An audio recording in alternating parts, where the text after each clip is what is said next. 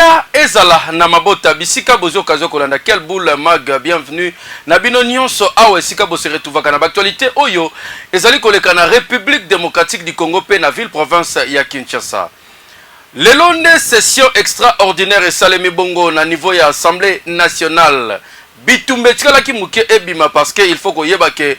ba député na niveau ya Union sacrée baza déterminé et puis FCCP baza déterminé. Nani ako gagner na bataille auto yebite jeje mbuya mapesa biso ba détail ndenge nini déroulement salami na bitumba linga ko bima pona ordre du jour parce que yango ndimteza ki bongo e kabola bitumba.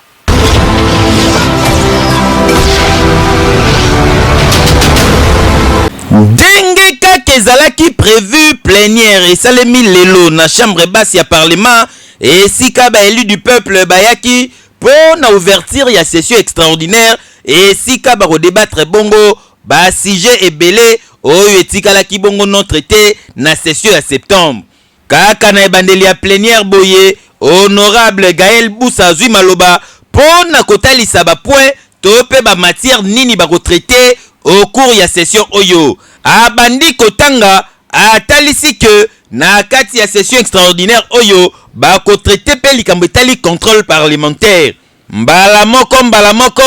honorable député PPRD Didi Manara a telemi abandi kosala chambula o bozali komona pona kotalisa ke bango bazali d'accord te na point oyo po soki ba meki kaka contrôle parlementaire et kosala ke ba kotisa motion ya censure contre gouvernement Ilukamba pe ekweya po bacha gouvernement ya sika. Chambula koti entre ba député ya Union sacrée oyo bazali ebele na minute oyo pe quelques fidèles oyo batikali na FCC ba bandi kosala chambula ba oyo Union sacrée batie yi mbala moko basali bloc pona ko protéger bongo honorable Gaël Boussa oyo azali bongo rapporteur ya bureau d'âge ya Assemblée nationale. Niveau ya chambula oyo bandi kaka na bandi la session extraordinaire oyo ezola qui sa déjà image oyo session oyo ko vibrer pendant un mois mokoka oyo ba député ya Union sacrée ba kozala nango face ya ba député ya FCC. Kasi c'est là ben discrétion ba député ya Union sacrée ba lobi bazali déterminé kala mingi te motion contre gouvernement Ilukamba. Donc Ilukamba atikali na mikolo kotanga na primature. Affaire à suivre. Ekei Félix Antoine Tshisekedi Tshilombo, président de la République, a salibongo inauguration ya école de guerre ya ville province ya Kinshasa netka bozagi na biso bolanda.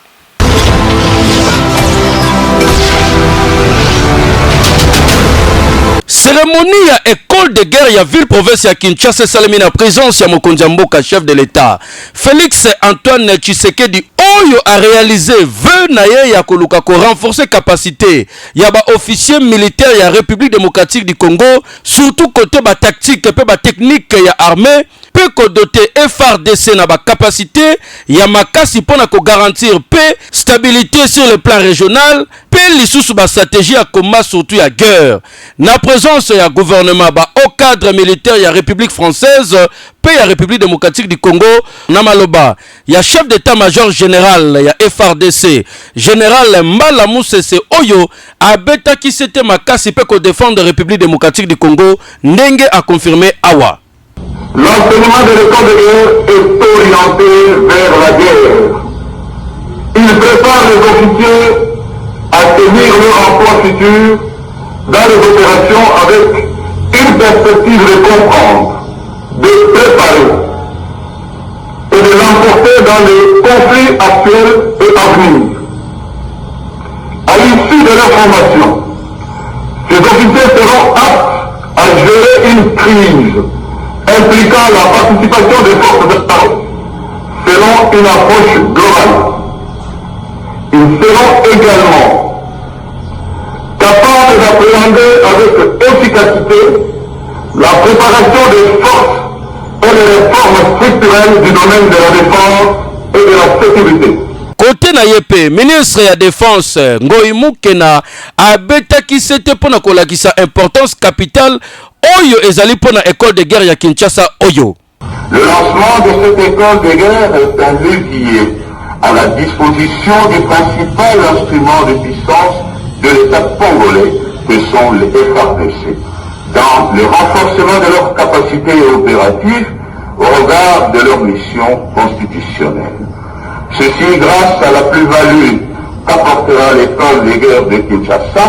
en formant des officiers capables de comprendre le contexte sécuritaire et géopolitique tant national qu'international, habiles à proposer des solutions idoines, à conduire les hommes au combat et à remporter des victoires face à l'ennemi. Sima ya ba déclaration ya ndenge na ndenge esalemaki kuna, président de la République Félix Antoine Tshisekedi atelemi pona kokata riban symbolique pona kotalisa ke école de guerre de Kinshasa ekomi disponible pona kopesa formation pe ba stratégie ya kobunda pona ko permettre République démocratique du Congo ezala na armée moko très forte na niveau ya Afrique centrale, pourquoi pas en Afrique mobimba. Eke yo, oui. Soki to sali keba te bana pe ba étudiant ba kozala bongo sacrifier éducation la République démocratique du Congo comme problème à cause de la pandémie à Covid-19. Classe Kozongate, ministre EPST a confirmé. «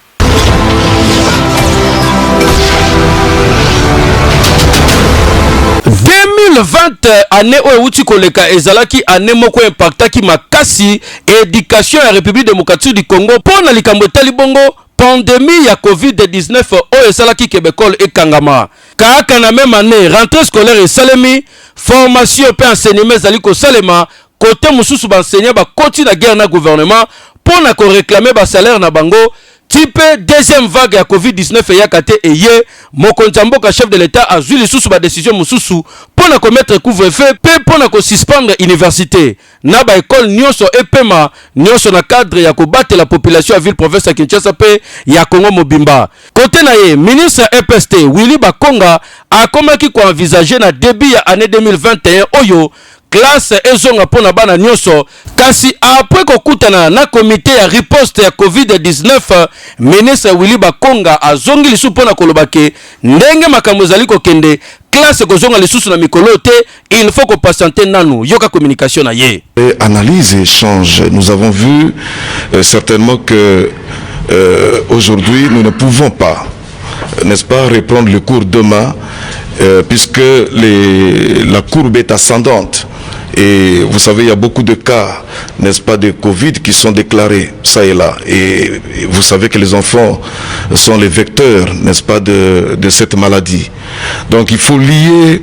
la santé des enfants, la sécurité, n'est-ce pas, de la santé des enfants avec la Covid-19. Il faut vraiment réfléchir pour éviter de prendre ces risques-là, de mettre les enfants, n'est-ce pas, à cette maladie. Il faut faire un effort pour préserver la santé, n'est-ce pas, de nos enfants. Na modèle makamozali ko kene na Covid-19 oyo risque ezali ke enseignement ya République démocratique du Congo ezali lisusu toucher makasi surtout formation ya bana. 2020 ezalaki déjà kokoso tokoti 2021 bani lisusu boye bana bakozala sacrifier pamba mais na ba décision ba konji bazali kozwa ezo continuer ko kamwisa batiki église continuer ko sala plein batu ba continuer ko kota ba autorité bazali ko sala ba activité cash ne zali respecter pendenge sengelité balobi cash ne mais batu musu ba tchaka ngokaka e bombi munoko pamba alors que bazola batu musu ko gili ko respirer virus soki mutu musu akangaki cash ne na malamu te mais ba sacrifier kaka ba école ba sacrifier kaka ba salle de fête na biloko mususu tokosala na bakonzi pour l'éducation pe formation ya bana baluka ma mesure nini bakoki kosala pona ba école batiaka ta bana ndamu na kati mais formation continue kopesa ma pona mikili mususu ndeti na poto malgré bakangaki ba école bana bazo continuer kotanga en ligne ba professeur bazo continuer kopesa ba cours normalement pona bana ba rater lokote mais na Congo déjà internet ya kokoso batu nyonso bazana ba portable to na ba laptop te na ba ndaku to ba tablette tokosuka wapi likambo yo bakonzi bota elango malamu formation éducation ya Congo ezokene na kokwea bondi melangai eke yo oui ekokisi bongo 62 ans depuis to fetaka bongo fête ya ba martyr boebike bato belé bakufa pona ko revendiquer ba droit na bango na mboka na biso République démocratique du Congo. Jeje Muyamba sali papier à réflexion bolanda.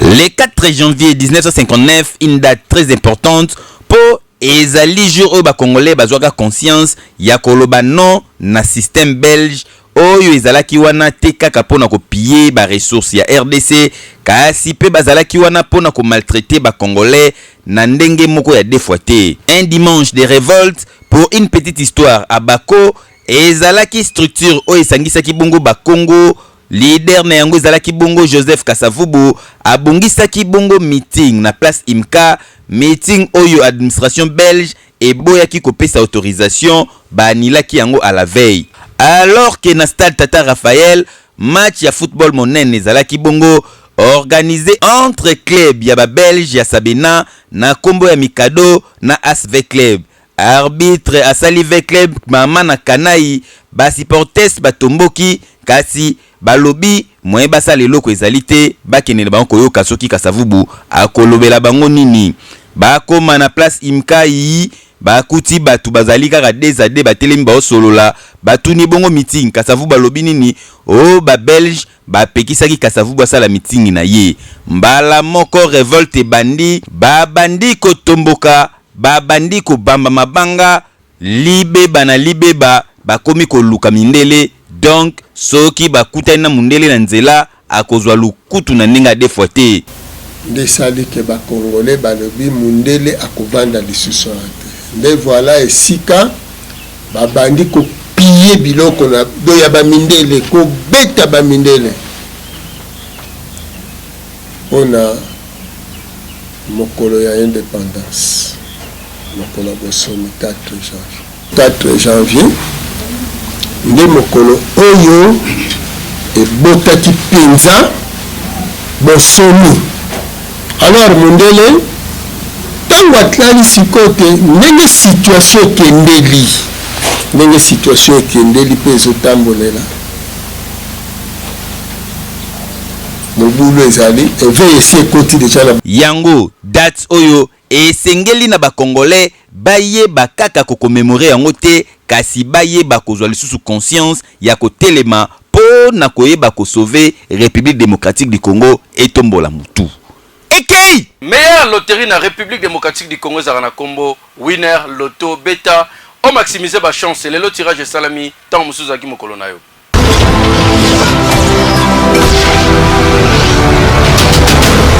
Winner.bet présente Winner Loto. Fini wana boso beta. Winner.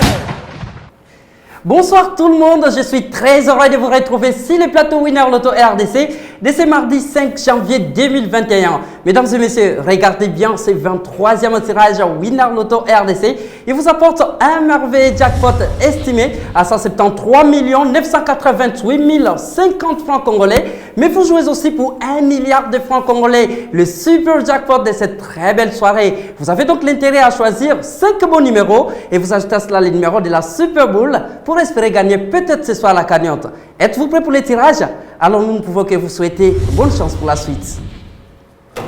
Mesdames et messieurs, vous connaissez la règle. Ceci, c'est un tirage qui se déroule sous l'œil vigilant des huissiers de justice, les officiels Winner Loto, mais aussi d'un public témoin. Nous accueillons le tout premier numéro, le 11 est déjà là. Alors de quel autre numéro sera-t-il suivi? Regardez, on avance avec le numéro 16 comme notre deuxième numéro. Et pour notre troisième numéro qui va devoir sortir de la sphère, on change la couleur. La boule porte donc le numéro 25.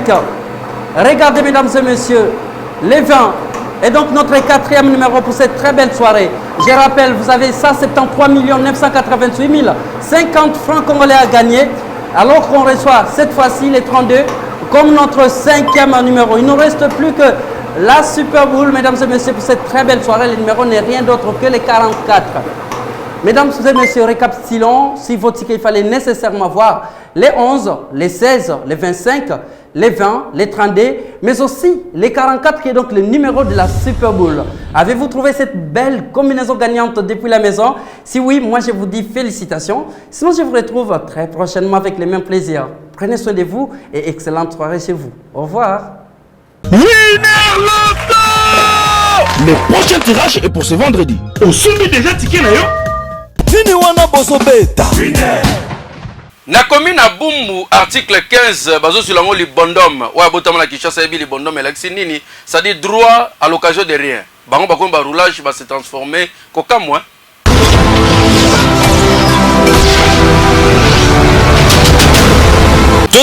na commune ya Bumbu, précisément na direction Chaba na station ya Landu, bandeko o bozali komona bango bazali na bango ba grand coopérant kasi coopérant sa roquette bayaka na bango awa sa marchandise kasi na pokwa nyonso soki butu ekomi bazongaka na mbongo ebolo na pante, c'est-à-dire bakotisaka mbongo tous les jours. Bango balekisaka mituka netika bozali komona bazali kosala rôle ya baroulage kobunda mpo na embouteillage esalema te, bazali kosala ordre na ndenge ya deux fois te. Après na yango opesi mbongo, soki opesi mbongo na alete bakozelela na retour lotomo faut pesa bango mbongo po bango bavivre kaka na cop oyo kokamwa na commune ya Bumbu. Bandeko oyo bango nde bakoma lokola baroulage po baboya embouteillage ezala koto makasi na système ya kobule basimprovisa nde bakoma kosala musala oyo ekei match nil ndenge bazobenga yango na commune ya Bumbu ezali mikuwa soso na kwanga impact ya kosala te. Mama Mireille atekaka yango na mboka oyo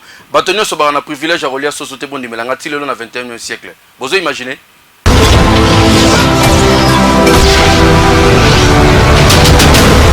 Tantino bozali komona kombo na Eniclet tozali bongo na quartier Kombe na commune na Selembao. Ye mosala na ye asalaka ezali bongo atekaka bongo Mikobos. Mikobos oyo atekaka bana basirnoma yango match nil po modèle asalaka yango ekendaka de père na kwanga ya tara. Ezali bongo mikuwa ya mikongo ya soso akendaka kosomba yango soki asombi aye nango awa akati atie yango ba épice asilisi ko épicé abandi kokotisa yango na kati ya batige kaka ne bozali komona kasi batige na ye oyo ye atumbaka te akalingaka yango na mafuta après avoir kotia ba épice atie mafuta na moto soki échauffé atie batige wana na kati ebani kokalingama ezali kokalingama tie kobela atie na plateau batu bayaka kosomba yango awa na ndenga deux fois te na mopanzi pilipili ya poussière o soki oye tala bino moko ndenge azali kokata bataratara ya kwanga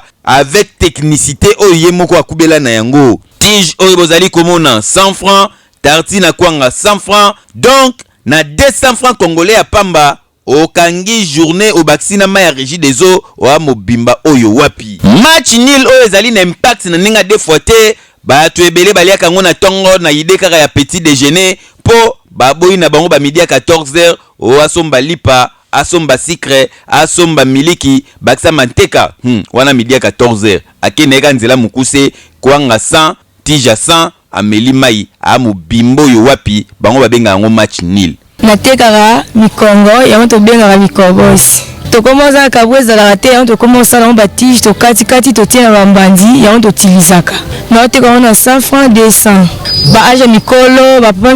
mikolo na bana mike na bajeune garçon tokataka 100 francs 200 ti likolo babeta yango match nil mpo yango soki osombi po 100 francs 200 ntango kolia otie kalima ebongo soki ozali na 1000 francs na mesa ya tantine Niclet seki oza mogroso okosomba penza oliesi na bato ekei bandeko bakongole bozali partout na diaspora bino bato bolandaka biso na YouTube tika te sabino ke lelo ezali possible otinela mama yaya leki mwana na yo mbongo à travers application babengi Quick Share o télécharger yango atoza na Australie na Canada partout en Océanie yeba keza possible ndekono ana Kinshasa za mbongo na ba réseau téléphonique boyebi ke lelo Orange Money, Airtel Money pe Vodacom bazali na M-Pesa possibilité zali osula bango mbongo awa yo tindi kuna na poto bango bazali na téléphone grâce ya Quick Share bo télécharger yango bo tiango surtout bino bato bazali ba diaspora pour na ko éviter o agence kangama ki pour moyeba zo mbongo ezate.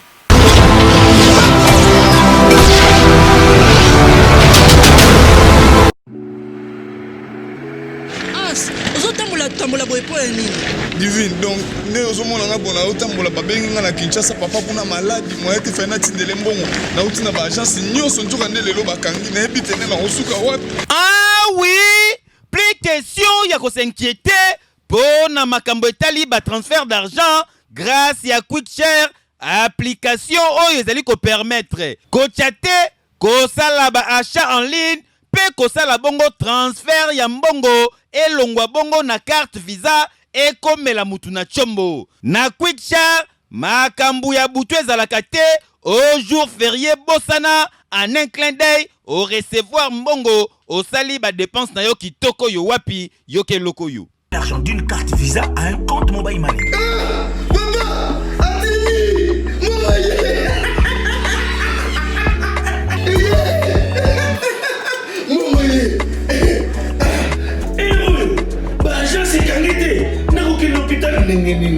Oh papa, atini na kuche. Mbongo ye na chombo na mobile money na ngai. Kuche.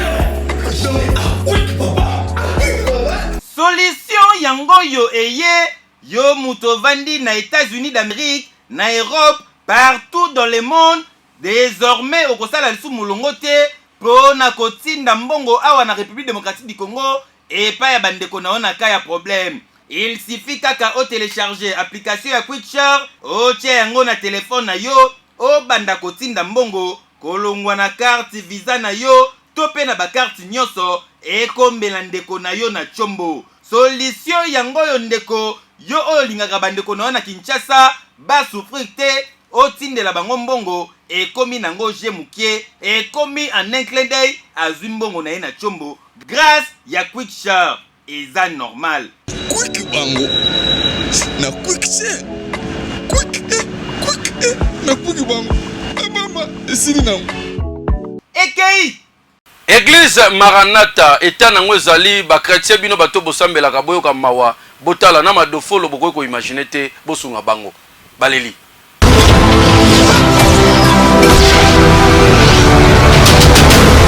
Botala bino moko ba condition bandeko o bazali ko sambela na kati ya église o bozali komona ezali église basala yango na babash kaka ndenge bozali komona babash yango ezali ya kotoboka toboka awa soki mvula ebeti batu bapanzana kapo moye ya kosambela na se ya mvula ezalaka te babash na bilamba o batia yango mingi kaka pona kobata mamboyi surtout ke bamoyi ezali kobima makasi mikolo yo. Soki okoti na kati ya église botala bino moko babeti bien ba guirlande na souci ya kolongola frousse ya décoration po tozali na période ya ba fête ya bonne année. Na mopanzi pasteur azali wana lokola bazali na moyen vraiment te ya kosomba sonorisation pour na église bango basalela bongo dictaphone o bozali komona pona ko permettre na batu nyonso baye bakoyoka liloba ya Nzambe. Louange adoration ezali ko salema mbunda na pointe kasi mbunda ngo botala bino moko poso nango ezali ya détend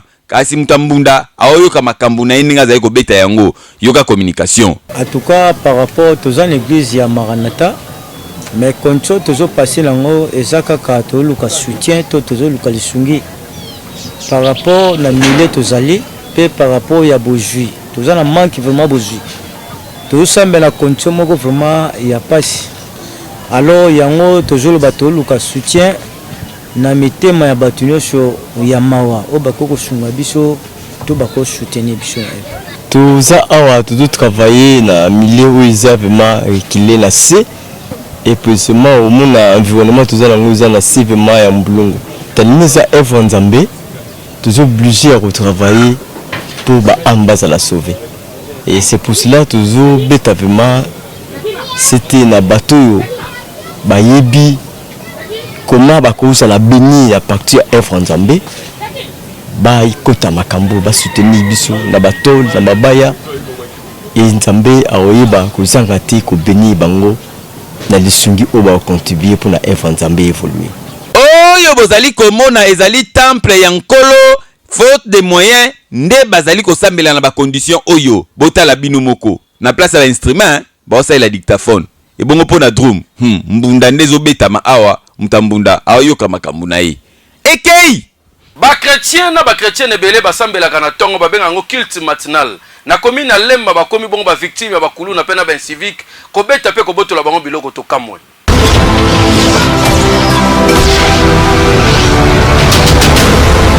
Quartier commercial moko ba quartier ya commune ya Lemba population bazalaka wana mikolo ba komi kolela modèle insécurité komi ko battre record awa pas moyen population surtout ba mama oyo balamukaka na tongo ko kende église ba culte matinal surtout ba mama catholique oyo bakotaka bongo misa ya 6h to pe ya 5h ba ngonde ba victime ya insécurité oyo ba botolaka bango ba sac ba chaînette mbongo risque makasi pona ba mama oyo po bazali ko courir na faux pas ba oui pe ozala violer yoka communication na bango atanga lobi na bato basa biloko wana ezali na sopesa bango sous force mais ngana za ba regret mingi puisque mutu aye misa mutu aye école mutu azoleka ki na temisa zo transport mutu zo kita super zo transport téléphone na yo ozo okotsa maboko na saki obotule téléphone obeta ye ngana za l'expérience puisque il y a un moment à l'autre na pasaka nuit na ngai na kati ya église awa namonaka na musika ndenge bato boto bato biloko na yo quand même mingongo bato ne bazolela au secours mais mutu bimeza te parce que mutu sobanga pe liseti alors nakosenga kana bakonza mboka bukumesa komi na lemba azali awa major kati kutu azosala musala makasi mais basoda bazali moke ba renforcer basoda na patrouille oyo esala maisusu makasi esangana na couvre-feu donc ça la couvre-feu na patrouille donc ndinga ya paroisse awa makamu ya mabe ezoleka mukolo bakobomba mutu nde mukolo ko sous problème ke baboni mutu bakanga batu basala boye on va le faire quand il est chaud bakonzi ya police population ya quartier commercial na commune Lemba basengelo gose moko bomeka nanu ko renforcer sécurité na quartier oyo po ba mama va vivre malonga bosala pe enquête boye bakokanga nanu ba oyo bazali kosala ba acte boye po eza normal te ba mama wa ke losambo nous kala bombo to la bombiloko et anini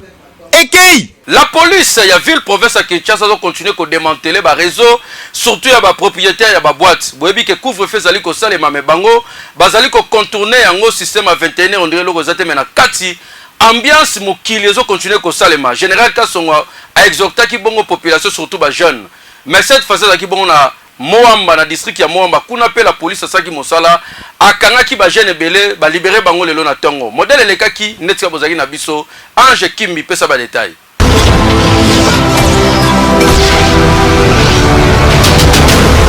La police a continué kozala toujours na terrain pour na ko traquer surtout batonio so bazali ko désobéir na couvre-feu instauré na chef de l'état Félix Antoine Tshisekedi Tshilombo pour na ko luka ko stopper pandémie ya COVID-19 na République démocratique du Congo yango la police ya Tchangu bazalaki na terrain na Butu ya lobby pour na ko landa pe ko traquer surtout mingi ba jeune nde bakoyaki na filet bango bazali ko respecter couvre-feu te pe mingi ba komi na système ya kokota na kata ba boîte na kata boîte so comme 21h ba bengani ba mituka na kati kuna mama na ndule vie ezo continuer chiche ezo fula mamilinga likolo na ba bouteille ne bozo constater na kata boîte oyo tala ba jeune ne ba présentaki bango devant presse na la police ya Tchangu esika wapi Alphonse Landu wazali bongo major pe porte-parole ya la police ville province ya Kinshasa azwa kita ko conscientiser ba jeune nyonso pona ko yebisa bango pe kotalisa bango dangerosité o ezali na maladie ya COVID-19 yango esengaki na mokonja mboka azwa mesure impopulaire oyo ya couvre-feu pona ko luka ko protéger pe ko batela ba congolais nyonso ayebisi na bango ba sala effort ba respecter oyo ezali bongo loi pe mibeko surtout likamba couvre-feu pourquoi ko luka ko dépasser tiba 2 heures bozala kata boîte bozali komela sima ko benda bango matoyi yoka communication na ye alamu yoka mela nazola na lingala parce que biso no sotovani na Kinshasa ndenge bino bovandi liboso na ngai eza esengo te pona biso ba policier parce que botalisi ete boza ba inconscient boza bato boyebi ko raisonner malamu te couvre-feu sanitaire oyo tozanango ezali nde mokonzi ya mboka nde azwaki mitindo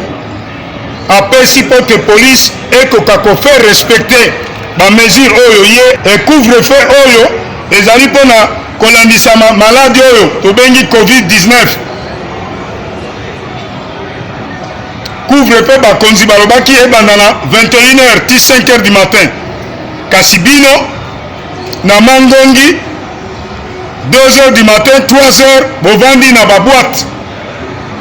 or na bisika oyo bakangi bino police ekangi bino na butu ya lelo nde bisika eza mabe mingi parce que boza ebele oyo etali respiration malamu te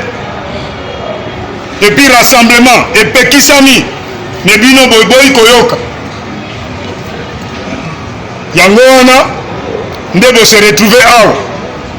twana bisika oke kosangana okende yango na ndako famille na yo moko bibale bakozwa yango soki yo bantikore eza makasi meme ndeko mosusu akokufa eloko bosali bozongela yango lisusu te toyokani. Comme un beau-père de la famille, Général Silvano Kasongo asengaki na Major Alphonse Lando après kopesa bango mateya ba libérer ba jeune bazonga la bandako na bango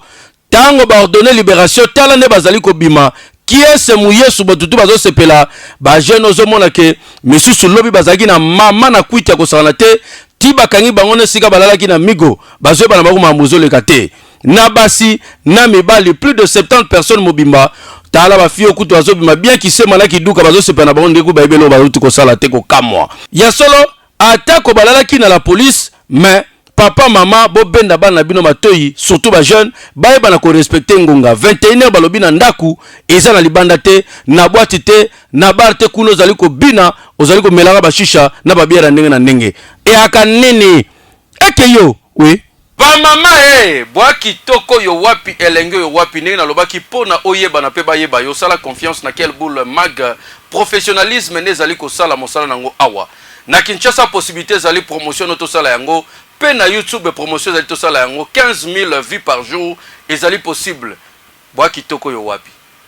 différence à mai na mafuta kasi eza bino ba mama c'est bino na bango ekeyo oui